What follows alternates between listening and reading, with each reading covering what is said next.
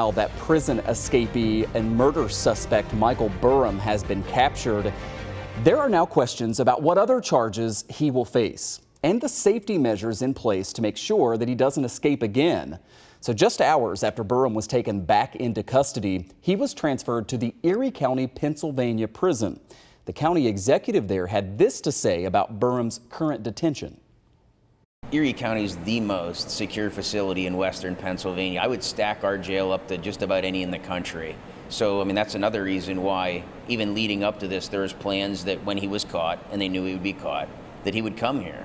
You know, this is a great facility. We've got the finest corrections officers and staff around in western Pennsylvania. And, I mean, there's absolutely no chance he's getting out of here.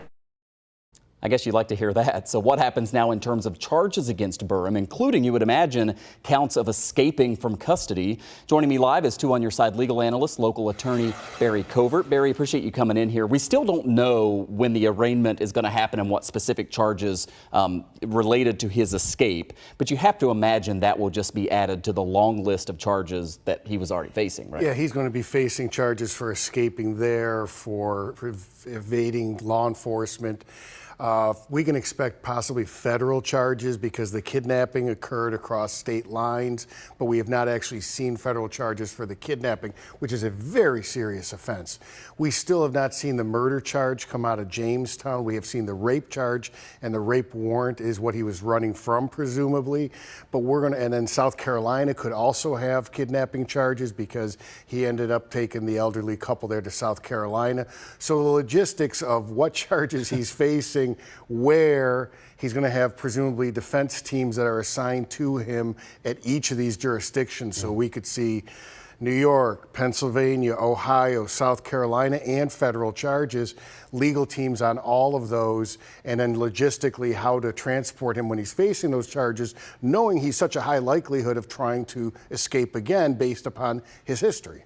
Yeah, and you heard there the county executive in Erie County, PA, saying he ain't getting out of here. I mean, clearly he's going to be watched like a hawk inside that jail.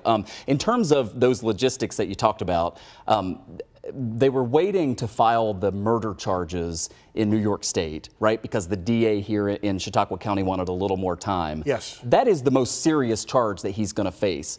Now that you have all this other stuff kind of wrapped in with it, do you imagine there might be a reshuffling of that and that the murder charge might get first dibs? I would think that if the murder charges are filed, and they have not been filed yet, and it's been a while now, if the murder charges get filed, that he is most likely to face the first charges in New York State, unless federally, actually, the kidnapping is almost the same as the murder charge, in that he could be receiving life in jail if he's found guilty of the kidnapping federal charges.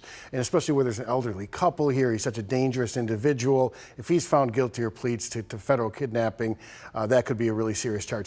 But I would think that New York State is going to insist that they be given preference because they have victims of the murder in the sense of family and friends of the victim.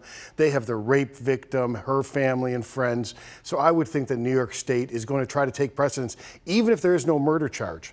Even just on the rape, I would think that the district attorney is still going to say, listen, I've got the most serious victims here. Please let me go first. Finally, the other part of this is when you have a manhunt like this, 200 plus law enforcement officers, all different jurisdictions here trying to find this guy, costing taxpayers so much money, there have to be charges at some point related to the escape, right? Oh, absolutely. You're going to see charges relating to the escape in Pennsylvania. It'll be Pennsylvania's version of that. And again, you could also have some federal charges that are based upon that. There was a federal warrant because he was trying to flee the state charges in New York. So the federal government could also be bringing charges based upon his escape from the jail and again trying to flee from justice. So we could see that as well.